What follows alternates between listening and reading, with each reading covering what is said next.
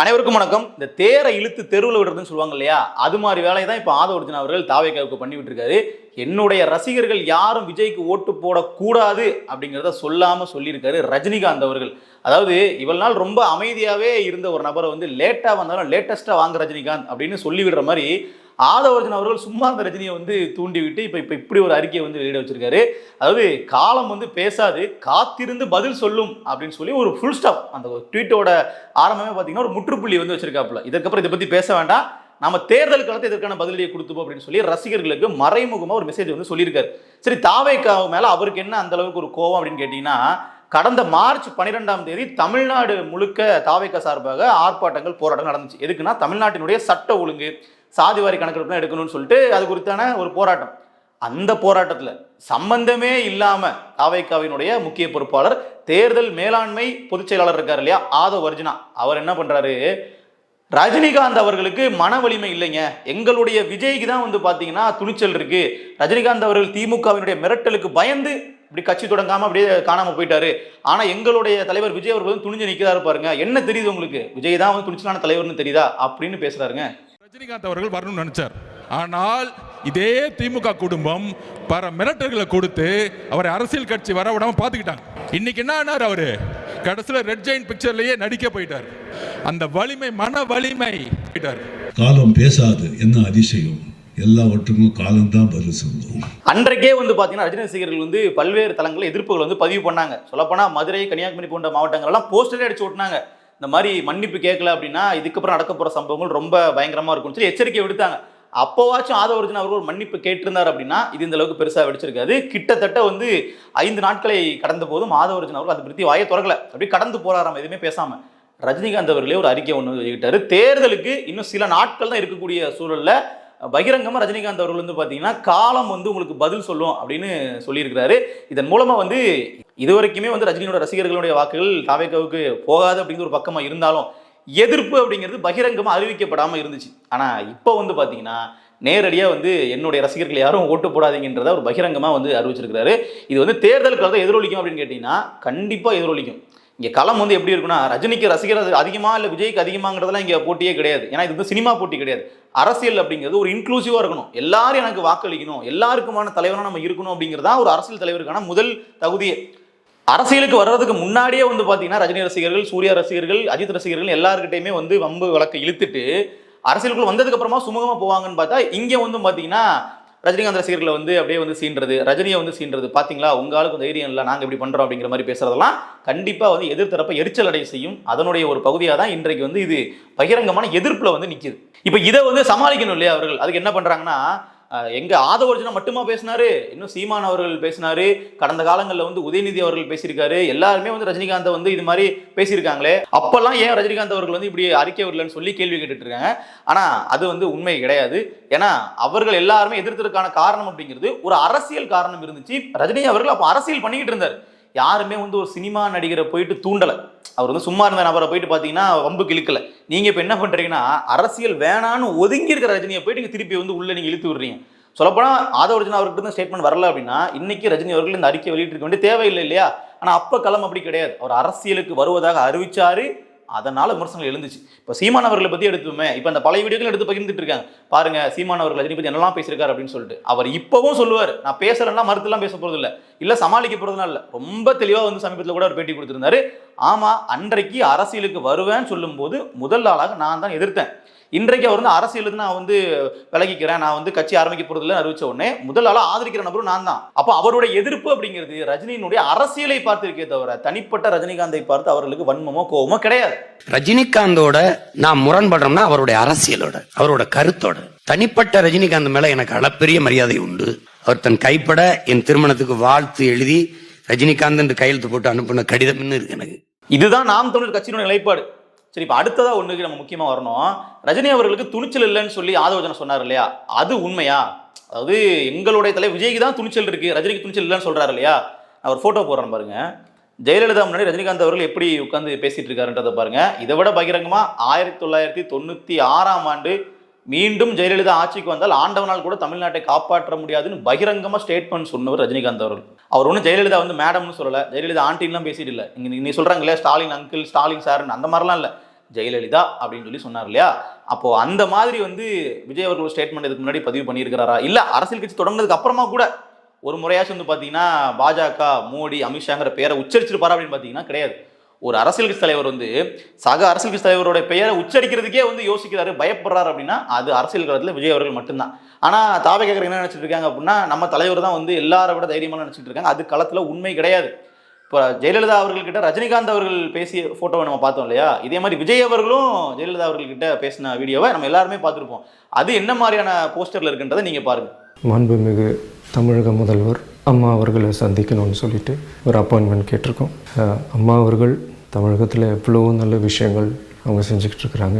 அப்போ இந்த இடத்துல யாரை பார்த்து கேள்வி கேட்கறதுன்னு இருக்கு இல்லையா? துணிச்சல் இல்லை அப்படின்லாம் பேசுறதுலாம் ஒரு அடிப்படையே இல்லாத ஒன்று. இன்னொன்று, இன்றைக்கு ரஜினி அவர்களை போயிட்டு சீண்ட வேண்டிய தேவை என்ன வருது? அவர் அரசியல் பற்றி எதுவும் பேசவும் இல்லை, உங்களை பற்றி எதுவும் அவர் சொல்லவும் இல்லை. அவர் பாட்டு ஒரு ஓரமாக இருக்காரு. சினிமாவில் இருக்கிற வரைக்கும் தான் வந்து பார்த்தீங்கன்னா காக்கா கழுகுன்னு சண்டை போட்டுட்டு இருந்தீங்க, அது ஓகே ஃபைன், அதெல்லாம் வந்து நம்ம எதுவும் சொல்றதுக்கு இல்லை. அது ரெண்டு பேருக்கும் தனிப்பட்ட விஷயமா போயிட்டு இருந்துச்சு. அரசியலுக்கு வந்ததுக்கப்புறம் எல்லாருடைய வாக்குகளும் நமக்கு வேணும்னு நினச்சி அரசியல் பண்ணக்கூடிய ஒரு நபர்கள் இதை பண்ணுவாங்களா அப்படின்னு கேட்டிங்கன்னா இல்லை. சம்பந்தமே இல்லாமல் வம்படி எதிரியை வம்பளக்கக்கூடிய வேலையை வந்து இவர்கள் பண்ணிட்டு இருக்காங்க.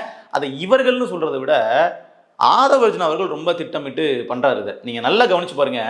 திமுக ஒரு தீய சக்தி, திமுக வந்து அழிக்கப்பட வேண்டிய சக்தின்னு சொல்லி விஜய் அவர்கள் மேடைக்கு மேடை பேசிட்டு இருக்கும்போது 2021 கருப்பு சவப்பு சைக்கிள்ல போய் ஓட்டு போட்டதே திமுகவுக்கு எங்க விஜய் தாங்க அப்படின்னு பேசினவர் ஆதவ அர்ஜுனா அவர்கள். அதெல்லாம் மறக்க முடியுமா? எல்லாம் யோசிங்க. ஒரு பக்கம் விஜய் அவர்கள் வந்து என்ன அரசியல் பேசுறாரோ அதற்கு கூடவே இருந்து அப்படி பயங்கரமான ஒரு ஆப்பு வைக்கக்கூடிய வேலையை ஆதவ அர்ஜுனா அவர்கள் தொடர்ச்சியா பண்ணிக்கிட்டே இருக்கிறாரு. விசிகாவில் இருந்து இதே வேலையை அவர் பார்த்தார். நீங்கள் திருமாவளவன் அவர்களுடைய ஸ்டாண்ட் ஒன்றா இருக்கும், ஆதவ அர்ஜுனா அவர்கள் பேசக்கூடிய விஷயம் ஒன்றா இருக்கும். எல்லாருமே ஒரு கட்டத்தில் என்ன சொல்ல ஆரம்பிச்சிட்டாங்க அப்படின்னா, திருமாவளவர்கள் தூண்டி தான் வந்து ஆதவ இப்படி பேசுறாரு, அதனால திருமாவளவனுக்கு எதிராகவே திமுக பேச ஆரம்பிச்சாங்க. அப்போ அது கூட்டணியில் பெரிய பிரச்சனை ஏற்படுத்தவும் தான் ஆதவ அர்ஜுனா அவர்களை வந்து சஸ்பெண்ட் பண்ணாங்க. அப்புறம் இவரே விலகி இங்கே தாவேக்காக்கு வந்து வந்துட்டாப்புல. ஆனால் விசிகாவில் இருக்கும்போது கூட ஆதவ அர்ஜுனா அவர்கள் நீக்க முடியல. ஏன்னா விசிகாவினுடைய மாநாட்டுக்கு ஃபண்ட் பண்ணது இவர் தான், செலவு பண்ணார் காசை. அப்போ என்ன ஆகுது? ஒரு கட்சிக்குள்ளே வந்து சேர்ந்துட்டு அந்த கட்சிக்காக காசு செலவு பண்ணோம் அப்படின்னா கண்டிப்பாக கட்சியினுடைய தலைவரே வந்து நம்மளை ரொம்ப சுலபமாக வெளியே அனுப்பவோ கேள்வி கேட்கவும் முடியாது. அப்படி ஒரு இடத்த தான் இப்போ ஆதவ அர்ஜுனா அவர்கள் தாவேக்கால் உருவாக்கி வச்சிருக்காரு. நீங்கள் நல்லா பாருங்க, விஜய் அவர்கள் நாளைக்கே நினைச்ச உடனே தாவேக்கால் வந்து ஆதவ அர்ஜுனாவை நீக்கிட முடியுமா? அவர் பண்ணுறக்கூடிய சில விஷயங்கள் பிடிக்கலனா கூட அவர் தான் கட்சிக்கு ஃபண்ட் பண்ணுறாரு, கட்சிக்கு காசு கொடுக்குறது அப்படிங்கும்போது கூட வச்சிருக்க வேண்டிய தேவை இருக்குது. ஸோ அப்படிப்பட்ட இடத்துல அவர் பொசிஷன் பண்ணிக்கிறாரு. அப்போது அவருக்கு ஒரு அஜெண்டா இருக்குது, அவரை வந்து ப்ரொமோட் பண்ணிக்கிறதுக்கு அவருக்கு ஒரு தேவை இருக்குது. நீங்கள் எல்லா கூட்டங்கள்லையும் பாருங்க, அவர் வந்து அவரே வந்து ஒரு பெரிய ஹீரோ மாதிரி நினைச்சு பேசிட்டு இருப்பாரு. எல்லா கட்சியினுடைய தொண்டர்களுமே தலைவரை தான் வந்து தூக்கி பேசுவாங்க, அவர்கள் தாழ்த்தி தான் பேசுவாங்க. ஆனால் ஆதவ அர்ஜுனா அப்படி கிடையாது. நான் தான் வந்து பெரிய ஆள் அப்படிங்கிற நினைப்பு வந்து அவருக்கு ஆரம்பத்துலேருந்தே இருக்கு. அது தனிப்பட்ட கேரக்டர் நம்ம விட்டுருங்க, நம்ம இப்போ பேசணும்னு அவசியம் இல்லை. ஆனால் ஒரு அரசியல் கட்சியை பார்க்கும்போது இது எல்லாமே வந்து அவரினுடைய அஜெண்டாவை வந்து அவர் யூஸ் பண்ணிக்கிறாரோ உங்களை அப்படிங்கிற மாதிரி நமக்கு தோணுது. ஏன்னா அவர் இது வரைக்கும் வந்து சபரீசன் கூட இருந்தவர், 2021 தேர்தலுக்கு முன்னாடி வரைக்கும் திமுக ஜெயிக்கிறதுக்கு வேலை பார்த்தவர். அப்போ ஆள் மனசுக்குள்ள நீங்க சொல்லக்கூடிய திமுக ஒரு தீய சக்தி அப்படிங்கிறதுலாம் வாய் வார்த்தைக்கு நமக்கு கேட்க நல்லா இருக்குமே தவிர அவருக்கு நல்லாவே தெரியும். பல ஆண்டுகளாக திமுக கூட வேலை பார்த்தவர், திமுக எப்படிப்பட்ட தீய சக்தின்னு தெரிஞ்சே வேலை பார்த்தவர். இப்போ வந்து இந்த கொள்கை கோட்பாடுலாம் அவருக்கு எதுவுமே கிடையாது. அவருக்கு ஒரு தேவை இருக்கு, அவருக்கு வந்து ஒரு பதவி ஆசை இருக்கலாம். இன்னைக்கு வந்து வில்லிவாக்கத்தில் அவர் வந்து போட்டி போடுறாரு. ஸோ அவருக்கு ஒரு அடுத்த கட்டமாக அரசியல நகரணுங்கிற ஆசை இருக்கலாம். அதனால அவர் வந்து தாவேக்கால சேர்ந்துருக்கிறாரு. கண்டிப்பா வந்து விஜய்க்கு நல்லது மட்டுமே பண்ணணும், விஜய் வந்து முதலமைச்சராக உட்கார வைக்கணும் அப்படிங்கிற அடிப்படையில் கண்டிப்பாக ஆதவ அர்ஜுனா அவர்கள் தாவேக்கால இல்லை. சரி, அப்போ இதில் ஆதவ அர்ஜுனாவுடைய தவறு மட்டும்தான் எல்லாமேவா? விஜய் அவர்களுக்கு எந்த பங்கு இல்லையான்னு கேட்டிங்கன்னா இருக்கு. விஜய் அவர்களும் வந்து பார்த்தீங்கன்னா ஒரு சில இடங்களில் மறைமுகமாக ரஜினிகாந்த் அவர்களை சீண்டி பேசியிருக்கிறாரு. குறிப்பாக வந்து நான் ஒன்றும் மார்க்கெட் போனதுக்கப்புறம் வந்து என்ன அடைக்கலம் தேடிக்கிறதுக்காக நான் வந்து அரசியலுக்கு வரலன்னு சொல்லி மறைமுகம் விஜய் குத்தி காட்டி பேசியிருக்காரு கடந்த காலங்கள். நம்ம அரசியலுக்கு வர்றதுக்கு முன்னாடி இவரெல்லாம் வரமாட்டாரியா, அவரே வரல, இவரே வரல, இவருங்க வர போறாரு அப்படின்ட்டு நிறைய பேர் ஜோஷியம் சொன்னாங்க. நான் ஒன்றும் இந்த மார்க்கெட் போனதுக்கு அப்புறம் ரிட்டையர் ஆனதுக்கு அப்புறம் அடைக்கலம் தேடி அரசியலுக்கு வரல. சோ விஜயினுடைய இந்த மாதிரி பேச்சா இருக்கட்டும், ஆதவ அர்ஜுனாவுடைய இந்த மாதிரி பேச்சுகளா இருக்கட்டும், இது எல்லாமே வந்து விஜய் ரசிகர்களால் கொண்டாடப்படும். ஆமா, எங்க தலைவர் வந்து மாசு, எங்க ஆளை பாத்தீங்களா எவ்வளவு தூரம் வந்து ஒரு துணிச்சலா பண்றாரு அப்படிங்கிற மாதிரி அவர்கள் வேணா வந்து என்ன பண்ணிக்கலாம், ஒரு இன்பத்தில் வந்து இருக்கலாம். ஆனால் களத்தில் வந்து இது எப்படி எதிரொலிக்கும்னு பார்த்தீங்கன்னா, இன்றளவும் வந்து விஜய்க்கு ரஜினியை விட அதிகமான நபர்கள் வந்து ஃபேன்ஸாக வந்து இருக்கலாம். ஆனால் ரஜினிகாந்த் அவர்களுக்கு வந்து அந்த பீரியட்ல இருந்து பல ஒரு உண்மையான ரசிகர்கள் வந்து நிறைய களத்தில் வந்து இருக்கிறாங்க. அரசியல் ரீதியாக அவர் வந்தால் அவர் ஆதரிக்கிறதுக்கு தயாராக இருந்தாங்க. அப்போ இன்றைக்கு வந்து அவர்கள் வந்து அரசியலுக்குள்ள வர்றாங்க அப்படின்னா கண்டிப்பா வந்து என்ன பண்ண மாட்டாங்க, விஜய் அவர்களுக்கு ஓட்டு செலுத்துவாங்களா அப்படின்னா கண்டிப்பா போட மாட்டாங்க. ஏன்னா இங்க பண்ணிருக்கக்கூடிய விஷயங்கள் அந்த மாதிரி சினிமால இருந்த கோவத்தெல்லாம் மறந்து கூட வந்து சரி ஓகே நம்ம தாவேக்காவுக்கு ஓட்டு போட நினைச்சிருந்தாங்கனாலும் கூட வந்ததுக்கு அப்புறமா வந்து ரஜினி அவர்களை ஒரு எதிர் சக்தியா நீங்க வந்து மாத்தி வச்சிருக்கீங்க.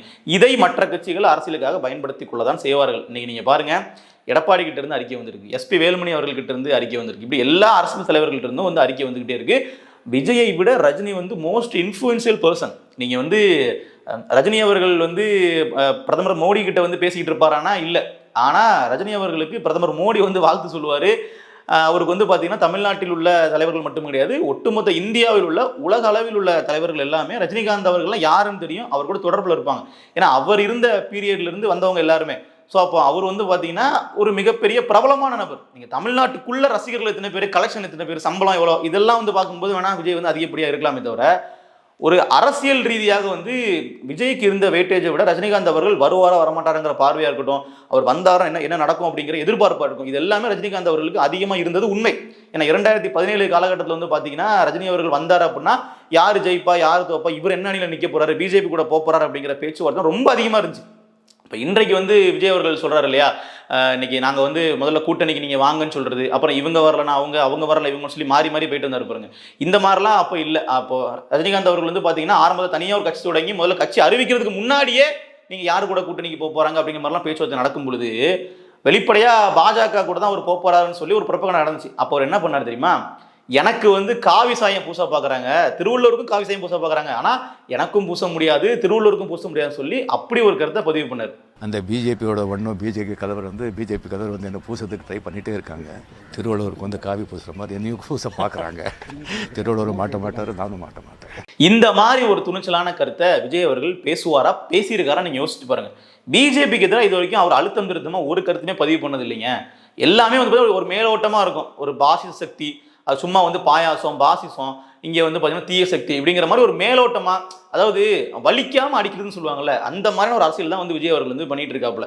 ரொம்ப ஒரு சாதாரண மெத்தனப்போ கூட பண்ணிட்டு இருக்காரு. அப்போ இவர் வந்து தாவேகா தரப்புல இருந்து நீங்க ரஜினிகாந்த் அவர்களை கேள்வி கேட்கறது தகுதியே கிடையாது. ரஜினிகாந்த் அவர்கள் கேள்வி கேட்கலாம், இங்க இருக்கக்கூடிய பிற கட்சியினர் கேட்கலாம், இங்க இருக்கக்கூடிய திமுகல இருந்து அதிமுகல இருந்து நாம் தமிழர்ல இருந்து பாமக விசிக எல்லாருமே கேட்கலாம். ஏன்னா அரசியல் ரீதியா பார்க்கும்போது ரஜினியை விட இவர்களுக்கெல்லாம் அனுபவம் அதிகம்.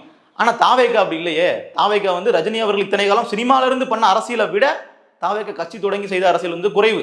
நீங்க வந்து விஜய் அவர்கள் அதிகப்படியா மக்களை சந்திச்சது குறைவு, மக்களுக்காக வந்து பேசுனதும் வந்து குறைவு, பிரஸ் மீட் ஒண்ணு கூட வைக்கலன்றது குற்றச்சாட்டு இப்போ வரைக்கும் இருக்கிறது. ஆனா ரஜினிகாந்த் அவர்கள் கூட பிரஸ் மீட் கொடுத்திருக்காருன்றது கவனிக்கத்தக்கது. அவர் அப்பப்போ அவர் வீட்டு முன்னாடி இன்னும் பிரஸ் சந்திப்பாரு, கேட்கிற கேள்விகளுக்கு பதில் சொல்லுவாரு, ஒரு சில விஷயங்கள் சர்ச்சையா மாறும், ஆனா அதை ஃபேஸ் பண்ணியிருக்காரு இல்லையா. அது எதையுமே ரஜினிகாந்த் அவர்களுக்கு மாதிரி விஜய் அவர்கள் பண்ணலையே. அப்போ எப்படி அந்த ஒப்பீட்டில் வந்து விஜய் அவர்கள் துணிச்சலான சக்தின்னு சொல்லி அதை ஒரிஜினல் ஒப்பிட்டு பேச முடியுது? அடிப்படையில் அந்த ஒப்பீடே தவறு, அந்த ஒப்பீடு தேவையில்லாததும் கூட. இது அரசியல் ரீதியில் தாவேக்காவுக்கு ஒரு மிகப்பெரிய பின்னடைவை மட்டுமே ஏற்படுத்தும் அப்படிங்கிற மாற்றுக்கிறதே இல்லை. இப்போ இன்றைக்கு பகிரங்கமான எதிர்ப்பு ரஜினிகாந்த் அவர்கள் தரப்புல இருந்து வருதுன்னா இந்த இடத்துல ரஜினிகாந்த் அவர்களுடைய ஸ்டாண்டை தான் பிற நடிகர்களுடைய ரசிகர்களும் எடுப்பாங்க. நீங்கள் நல்லா பாருங்க, விஜய் அவர்களுடைய ரசிகர்கள்ன்றது ஒரு பெரும் பட்டாளம் தான், அது ஒரு பக்கம் இருப்பாங்க. இன்னொரு பக்கம் அஜித் ரசிகர்கள், ரஜினி ரசிகர்கள், சூர்யா ரசிகர்கள் அப்படின்னு எல்லா ரசிகர்களும் சேர்ந்து இருந்தாங்க அப்படின்னா எங்க வந்து மாஸ் அதிகமா இருக்கும், எங்க வந்து நம்பர் ஆஃப் பீப்புள் அதிகமா இருப்பாங்கன்னு பார்த்தீங்கன்னா இந்த எதிர்பக்கம் தான். அப்போ ஒரு லாபி பண்ணணும், ஒரு ஃப்ரெண்ட்ஷிப் சர்க்கிளை வந்து கிரியேட் பண்ணணும், ஒரு அலைன்ஸ் வந்து ஃபார்ம் பண்ணணும், அந்த மாதிரி எதுவுமே இல்லாம எல்லாருக்கிட்டையும் வந்து பார்த்தீங்கன்னா வம்பு வழக்கு இழுத்துட்டு பிரச்சனை பண்றது அப்படிங்கிறது ஒரு பேரை வந்து வாங்கி கொடுக்கும், ஒரு டாக் ஆஃப் த டவுனை வச்சிருக்குமே தவிர ஒரு ஆதரவையோ ஒரு செல்வாக்கையோ அடிப்படையில் ஒரு வாக்கு வங்கியோ கிரியேட் பண்ணி கொடுக்காது. சரி, நீங்க வந்து மக்கள் பிரச்சனைக்காக இவர்களாம் நீங்க எதிர்க்கிறீங்கன்னு பாத்தீங்கன்னா அப்படியும் இல்லை.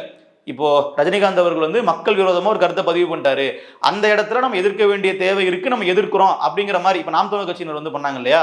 ஸ்டெர்லைட் போராட்டத்தின் அப்போது ரஜினிகாந்த் அவர்கள் பேசிய கருத்து தவறு, அதை தவறுன்னு சொல்லி சுட்டி காட்டி பேசினதோட எதிர்ப்பை பதிவு பண்ணாங்க.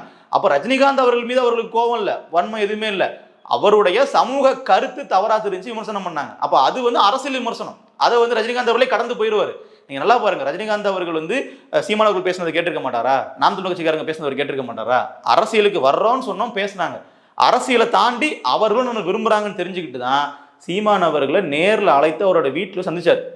அவர்கள் வந்து கிட்டத்தட்ட மணி நேர கணக்கில் அரசியல் வந்து பேசினாங்க, பல விஷயங்கள் வந்து பகிர்ந்து கொண்டதா சீமான் அவர்களே பதிவு பண்ணியிருக்கிறார். அரசியலுக்கு வர்றதுல எனக்கு விருப்பம் இல்லை, அரசியலுக்கு நீங்கள் வரக்கூடாது, தேவையில்லைன்னு நான் அவர்கிட்ட கேட்டேன். ஐயாட்ட, ஐயா இப்போ நீங்கள் நிம்மதியாக இருக்கீங்கன்னா, ஐயோ ரொம்ப மகிழ்ச்சியாக இருக்கேன் அப்படின்னு. இல்லைன்னா அவர் பாருங்க இப்போ தொடர்ந்து நடிச்சுக்கிட்டு நிம்மதியாக இருக்குது. அப்போ இதுதான் வந்து ஒரு சரியான விமர்சனமா இருக்கும், இல்ல சரியான ஒரு அரசியல் ரீதியான ஒரு நகர்வா இருக்கும்.